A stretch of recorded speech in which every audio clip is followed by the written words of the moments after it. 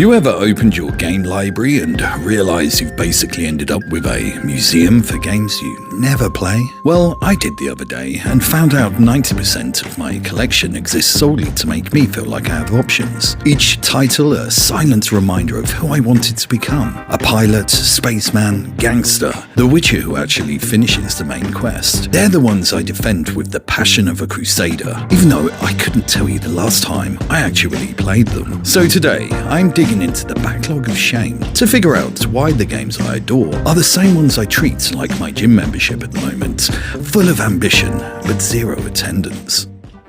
So let's kick things off with Elite Dangerous, the game that gives you the entire Milky Way containing 400 billion star systems to do whatever you want in, which sounds empowering until you realise most of those options involve poverty, confusion, and dying in a ship that looks like a rented toaster with headlights. You can go out and mine asteroids, haul cargo, chase bounties, or my personal favourite, manual dock. I'm told to request landing permission, which sounds simple enough until I bounce off the letterbox entrance like a drunk bee and then get bollocked by space police for loitering. Once you do make it inside, it's time to land, a process so fiddly it makes parallel parking look like bowling with bumpers. Sure, you could use a docking computer, but that feels like cheating. I didn't buy a starship to let an algorithm do the cool bits. Landing yourself is one of the few moments where you actually feel like a space pilot, right up until I clip the pad and faceplant into the station wall. And yet, I adore this game, because when Elite Dangerous works, it's pure quiet majesty, zipping across the galaxy, right up until you so much as blink at the time to destination timer, and suddenly your ship's accelerating like it's possessed by Satan. And so I massively overshoot my target, and Elite basically leans over and says, "Oh, you were paying attention, Commander. No? Then fuck you, do it again."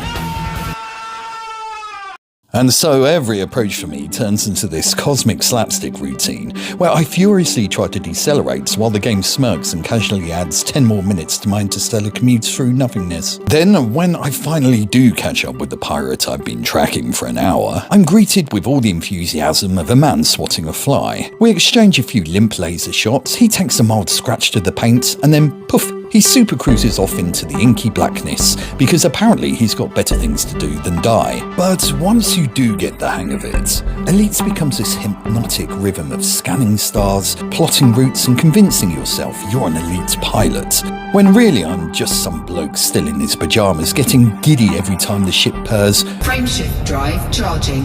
Which brings me neatly to Microsoft Flight Simulator.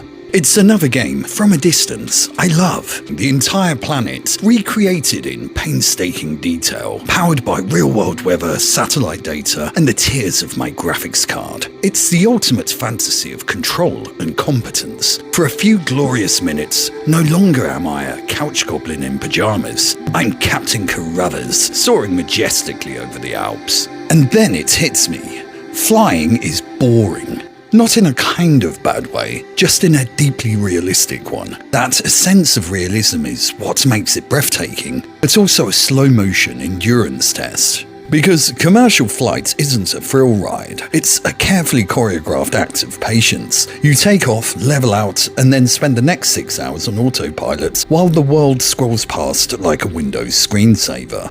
At some point, I start to notice how quiet it is. The gentle hum of engines, the endless expanse of cloud. Beautiful, yes, but also a bit like being trapped in an expensive white noise machine. And so I open the in-game map, zoom out and see the entire planet at my fingertips, and somehow decide that it's a good idea to fly from London to Madrid, because why not? I've got time, I can commit to that, right? Except I don't. 40 minutes later, my brain realises it's been simulating the in-flight meal service and waiting for some turbulence to do something. And you see, that's the weird paradox with these dream job simulators. I love them because they feel vast and important, but I rarely play them because they also remind me that being a pilot, much like being stuck in an office, is mostly sitting very still for a very long time, waiting for something interesting to happen. I don't play Flight Simulator to fly. I play it to pretend I'd be the kind of person who could. Alt-tab, clouds can wait. And so sod Flight Simulators, I hop across onto The Witcher 3, which instantly reminds me that fantasy can be exhausting in a completely different way, by giving you too much to do. I love it because the world is alive. Novigrad bustles with life, Skellige is rugged and beautiful, and even the forests are full of things to stab and talk to. Not in that order.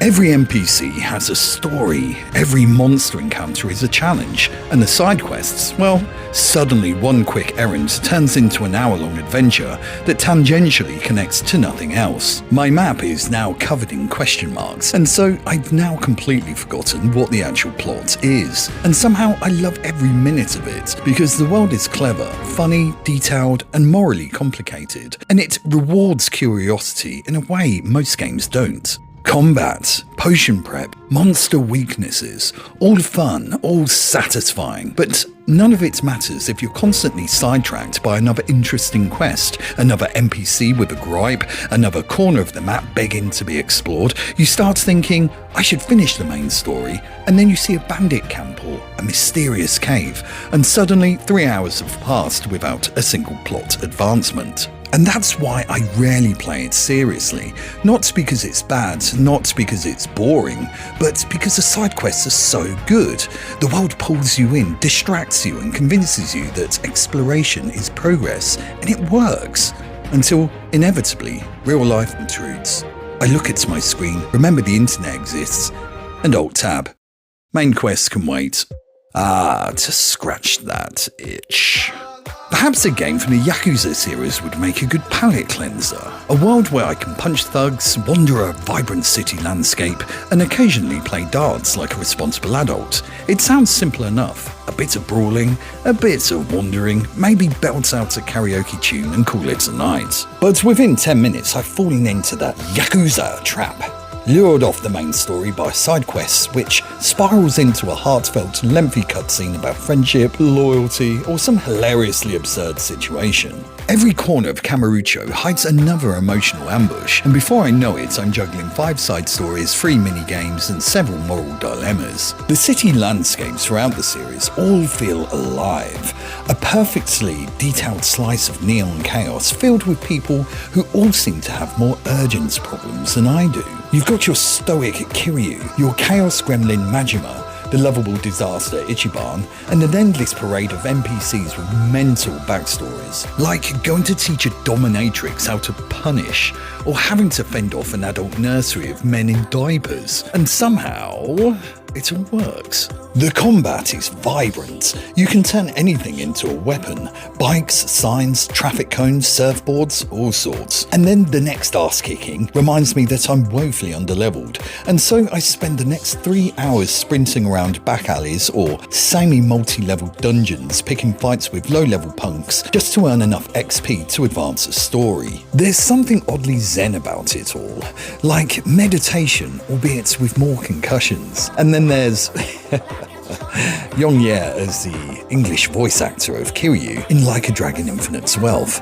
It's charming, in the same way hearing my dad try to read poetry is charming. His deep, gravelly voice delivers every line with the emotional range of a concrete mixer, and somehow it works until karaoke night. Because when Kiryu starts to sing, that heroic growl gets blasted for a wall of pitch correction so aggressive, it sounds like an auto-tuned fridge humming the blues. It's beautiful, cursed, and easily one of the best unintentional comedy experiences I think I've ever witnessed. Together,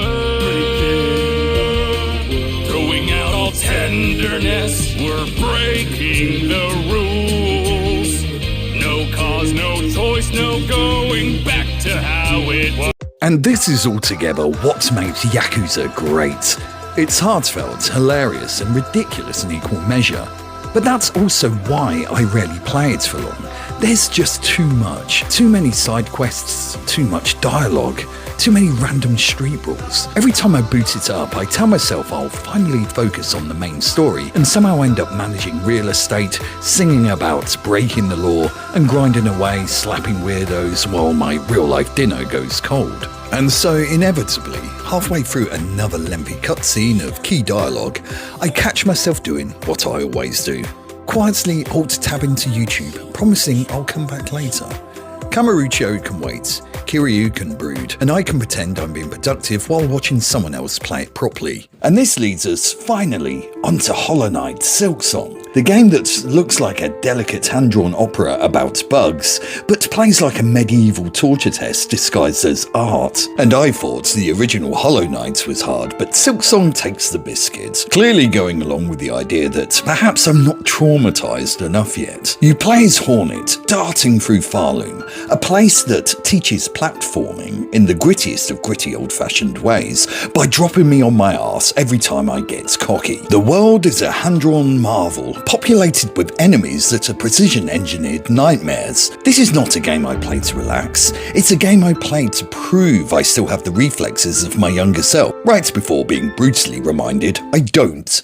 And all the boss encounters, though beautifully animated epics, become increasingly rage-inducing. Some bosses go completely overboard, sprouting new attacks, which I'm guessing is why the game took so long to come out. I'll swear I've won a boss battle, only to promptly cancel my victory lap around the room as the boss stands back up to further give me lessons on triumph over failure and persistence, only I can't be asked to traipse all the way back from the save bench to try again. Oh, and that fancy new diagonal dash? Well, it sounds cool until I realise it mostly helps fling me into knives with a bit more style. And so when I inevitably die to the same smug boss for the 5th time, I do as much as any self-respecting player does. I alt-tab, find a YouTube video of someone casually demolishing that same boss with 0 damage, and tell myself that this somehow counts as a win. So fundamentally, what is my issue here? What is the pattern?